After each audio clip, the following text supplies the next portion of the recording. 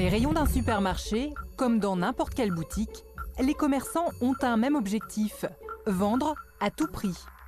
Pour séduire le consommateur, il faut attirer son attention. Il existe aujourd'hui des méthodes redoutables pour le piéger.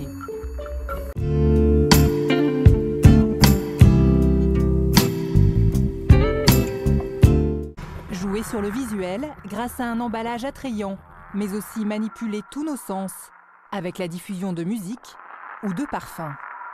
On arrive à toucher aux émotions des gens, et des émotions très fortes, c'est chargé d'émotions les parfums, sans forcément qu'ils s'en aperçoivent. Aujourd'hui, des technologies médicales sont même détournées pour décrypter le comportement du consommateur. Il s'agit de capter son regard, ou même plus incroyable, de lire directement dans son cerveau.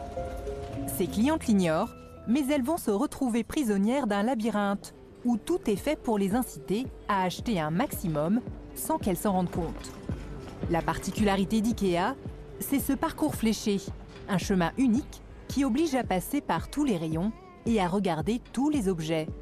Même si l'on vient acheter une caisse en plastique, on passe forcément devant les canapés. Ce parcours obligé, un homme l'a reproduit sous forme de carte en 3 dimensions. Voici un plan d'IKEA comme vous n'en avez jamais vu. Alan Penn est professeur d'architecture. Il a étudié le magasin pendant plusieurs mois. Ici, en rouge, c'est le parcours le plus emprunté par les clients. C'est précisément le chemin que veut imposer IKEA. Le magasin prend le contrôle de vos faits et gestes. Quand vous faites vos courses, vous devenez une marionnette. Vous faites ce qu'ils vous demandent et vous faites selon leur plan.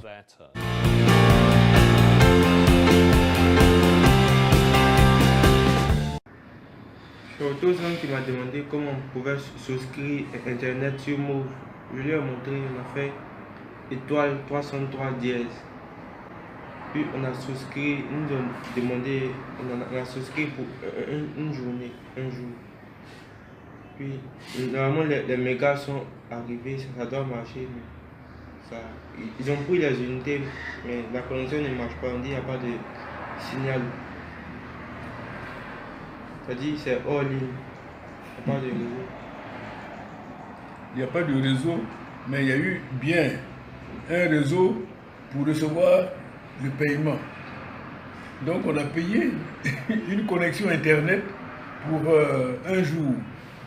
Et on peut naviguer maintenant, il n'y a plus rien. Alors apparemment, il n'y a pas de réseau, donc il y a eu un réseau pour payer. Donc ils ont reçu notre paiement, mais maintenant il n'y a pas de réseau pour recevoir. Alors il n'y a pas de réseau pour recevoir, mais ils ont encaissé. Qu'est-ce qui fait qu'ils ont pu encaisser? Et puis maintenant il n'y a pas de réseau. Il n'y a pas de réseau, ils ne devraient pas encaisser. Mais c'est très écœurant. Ceux-là, on peut les poursuivre pour escroquerie. C'est un délit d'escroquerie, du n'importe quoi. On te fait payer quelque chose qui n'existe pas. Et puis, en plus, on dit valable de telle, de telle date, et puis on te met la date de validité. Et quand cette date arrive, tu n'as pas consommé,